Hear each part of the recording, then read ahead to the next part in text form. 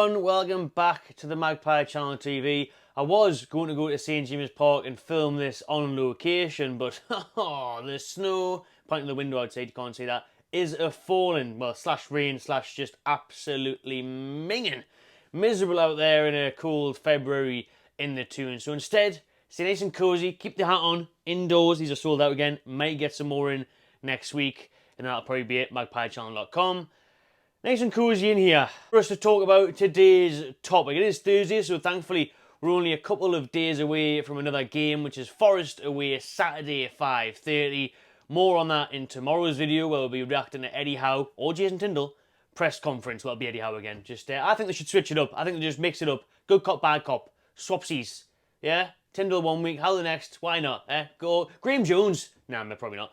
But we'll have the press conference reaction tomorrow, the match preview, all of that on the channel Friday afternoon. But on this grim Thursday, we shall talk about the possibility of expanding St James's Park. This is an article from the Evening Chronicle where they talk to the Bernabéu's architect who sorted their development out and what he suggests and what he thinks Newcastle could do going forward at St James's Park. Obviously, this guy here was the mastermind behind the revolution of the Bernabéu Stadium, which cost over £800 million, and it is finally done now. It's been going on for so long. I was actually there last year. Last May, I was there, so I'll whack some videos on the screen now. And there's also a separate video on the channel of a full vlog of my stadium tour, which was very interesting, to say the least. More of a construction site, to be honest with you. Yes, I know obviously the stadium's getting renovated, but my God, you'd think they would have had a nice little pathway built or something for the stadium tour. I was literally walking underneath leaky roofs and builders with the hard hats on. I didn't get no Real Madrid sponsored hard hat. You know what I mean? I didn't get any no branded merch, hard hat merch. I tell you what I could have done with Workwear Express. That's what I could have done with back in Madrid. Remember, I am sponsored by Workwear Express. This video brought to you by Workwear Express, the leading UK and European retailer for all your workwear needs. So make sure you check out the link in the description. Grab yourselves some quality gear from their website. Saying that though, I'll probably get my workwear high-vis back on for St James's Park if they need a hand in expanding it. So what we'll do now is we'll run through, the old specs get put on, and read from the article from the Chronicle about the expansion of St James's Park. Obviously this one here is talking about, you know, that as it stands, there is a stadium feasibility study going on to see what is possible to expanding St James's Park. And the Chronicle did catch up with the leading partner of the Bernabéu project to look at Real Madrid's redevelopment. So the Bernabéu, like a bit like Old Trafford at the minute, to be fair, very iconic stadium, historic, more so Bernabéu, not Old Trafford. But obviously the new owners at Man United are looking at building a new stadium or renovating the current one. Real Madrid were doing the same. Now, they had the Santiago Bernabéu and they really wanted to keep it but modernise it because it had been there for so long and it needed modernised, it needed that facelift. And now, obviously, as they would do, their president, Florentino Perez, and the manager, Ancelotti, are both calling it the best stadium in the world. Jude Bellingham said the new setup was like the Colosseum, and he's never heard a roar like it in that stadium. Again, maybe they're a bit biased. They're obviously going to say that. But from my point of view, like I said, I was there last May. It was very impressive. It was actually unreal. And it wasn't even finished then when I was there. Now it's finished. I'd love to go back and check it out. So the person that made that development happen, in essence, is Alejandro Loja, who has been the lead partner of the Bernabéu project after his firm L35 was chosen to head up the ambitious redevelopment alongside JMP and Ribas a decade ago.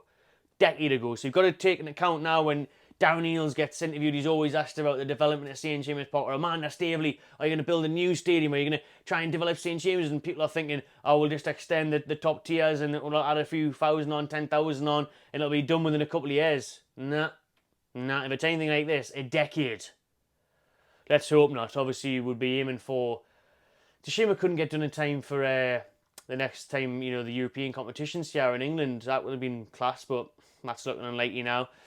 Although that was the aim at the time, still a good several years to go on that one, so maybe, but it would be a tough ask. I would love to see, in a sense, I know some people might not like this, you know, they want to keep St James's Park traditional and classical and all that. I'd like to give it a modern feel and a bit of a new touch. I've been to Spurs' stadium, so impressive, I love it there. And obviously at this new Bernabéu, they've got a 360-degree video screen inside, and loads of fancy stuff going on, from obviously the retractable roof to the retractable pitch, which we'll get into in just a minute. Now what I do want to link to this article is the case of what would come up for Newcastle United if we were to redevelop the stadium. If you can't play on while it's getting work done, or it needed a big overhaul, depending on what the architects come up with, what can happen because of the East Stand buildings and where can they build up and all that, where can it actually be extended? Because remember as well, 1 year ago today, we bought back Strawberry Place, the new one, as from Mike Ashley, who did sell that land years ago for a nice little profit. The horrible fact, you know the rest. So with this one, we've obviously now went on away and built the fan zone, stack fan zone getting built as we speak. I did a video on the channel on that a few weeks ago. So what I was coming to there was, if Newcastle couldn't continue playing at St James's Park, there was obviously talk of what could we envisage playing at the stadium like, could we share that? Middlesbrough, a bit too far away, Gateshead, not big enough. So there is a real sticking block there, really, really is. And what happened with Real Madrid was, they got lucky, in the sense that when COVID hit, it didn't matter where they played, so they played all the games at the training ground. Didn't matter that they were playing at the training ground, because Neymar could go anyway. So they timed that well, to be fair, even though 10 years in the making, they got away with a good 2-3 years, really, with having that at the training ground. So that helped them, I suppose, because it would be a real issue for Newcastle of where we could play. I mean, the Sunderland thing never going to work for me. How could Newcastle fans travel into Sunderland on a match day? Borough way too far. May as well go to York at this point. I don't know what they would do. Probably would have to be Gateshead Stadium or just block off one stand. Obviously, we've seen Liverpool upgrade the Anfield at the minute, and they had the full section of one of the tiers blocked off. It might just have to be something else, because realistically, we want to keep and try and get in as many people as possible. I don't think this bloke's very keen on getting involved in St James's Park unless they give him a big wage, but I think he's still stressed out from the Bernabéu stuff, because even though there is parts where they're saying, oh, it's finished, it's not finished, touching this, touching that, he said it would be a miracle by his own admission if he was to get involved again, because of how much of a nightmare it is and how long it took to do the Bernabéu. But he is watching on afar, just like a lot of other people, of how they will look to develop St James's Park. Here's the main man's advice then. They have to go for it and take their time. Would you just like you did, eh? A decade? Oh well, man, what's this, Grand Theft Auto? We can't be waiting this long. This is what I mean, nightmare. With these refurbishments, especially in old stadiums, you really have to study well how you integrate everything to get the best out of it. That means that you need more time to study all the technical areas. You have to have everything tied together in order for it to happen, and that takes time. And pretty obvious statements, yeah, to be fair. What else is he saying? That's actually a bit more interesting. Sidetrack there, we're obviously noting that 2 years on from the takeover, more than 2 years, a number of world-leading architects and experts have been tasked with looking into what could be done with a blank sheet of paper with a stadium that can already hold more than 52,000 supporters. That's what Newcastle are doing behind the scenes. They are working hard on it, asking for advice and seeing what can be done. Due to the complications on site, those are the things that these experts need to work out. We know we've got the listed buildings behind the East Stand, so how will we go about doing that? Would a stand-by-stand redevelopment, like I've just mentioned at Anfield, be possible to ensure Newcastle can continue playing at the stadium? Obviously, a lot of people have talked about the East Stand, having to build it with glass and then build it right up like that. This bloke here, this Loka, is a defender of having stadiums in the city, so he's saying that it's very important that Newcastle don't move from St James's Park and don't leave that city centre feel. He's all about keeping that in place. And he said it's not going to be easy, but you only do have to look at the Bernabéu to realise how modern engineering methods have come, so how far things have went. And he's saying nothing's impossible. That was his tagline in this, nothing is impossible. It can be done. St James's Park can be expanded and redeveloped on site. He was talking here about the retractable pitch. He said if they had told him that that was going to be the case back in 2012 and that was going to happen, he would not have believed it. So we've seen lots of stuff for Newcastle United, haven't we, at St James's Park, and the pitch. Can we rotate it this week? Can we shift it around? Can we do something there? Real Madrid's got the retractable pitch, the retractable one. So it's mad impressive. I've seen the video and stuff when I was on the tour and how far it drops down and all the stuff that's going on underneath the pitch is bonkers, to be honest with you. They've even got the train tunnel that runs right through the stadium that was done in the 1920s. And it's one of the most used in Madrid. That's very near the surface level of the lower stand. So they had to reinforce that in order to be able to do the retractable pitch. So lots of foundational work went on there at the Bernabéu, because again, linking it to St James's Park, that's been the worry, hasn't it? The metro that's near there, obviously the road that goes across to importantly link up to the RVI, the hospital, the ambulance that are passing and everything. So it sounds like there's similarities here, and it sounds like it'll be just as bloody hard and take just as long to do, to be fair. But again, it can be done. He's really bigging up the retractable pitch, and obviously he is. It's his work, do you know what I mean? But he says you have to see it to believe it.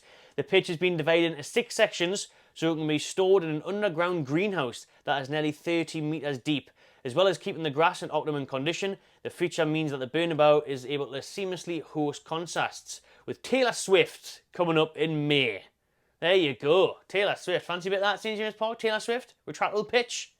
Soundfinder retractable pitch. We'll keep the local lads in here. Keep Soundfinder in there. That'll do me. Need Taylor Swift.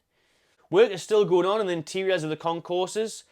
And he said that, playing football while you're doing construction is very challenging. But he says they built a new tier, like a fourth tier, similar to what they probably have to do at St James's. That was a big architectural and structural problem. We've been through some things quite similar at St James's. They want to renew, and probably the thing that is close to the problems is the plot itself. The Bernabéu plot is where the building ends. There's no more land. I thought the Bernabéu is very tight. It's about 4.5 hectares. Hectares, whatever the hell that is. Not a builder. Which is a small plot for a stadium, but I saw St James's. Wow, it's very tight! Exclamation mark. Especially the east side with the row of houses at the back.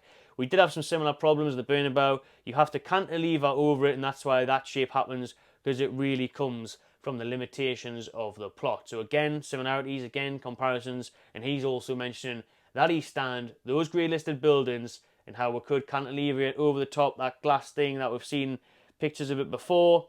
That's probably the best bet as it stands because of the plot being so tight and small. Other areas are going to be hard to expand. All of them are, to be fair, including the east one. So it's going to be, it is, like he said, it's going to take a long time, but it isn't impossible. Let me know in the comments below then what you make of the links to the Bernabéu development. Could we copy something off them? Could we take some ideas? What do you think will happen with St James's Park? Which stand gets expanded? Where we're going to get the redevelopment going? Or would you rather a new stadium be built?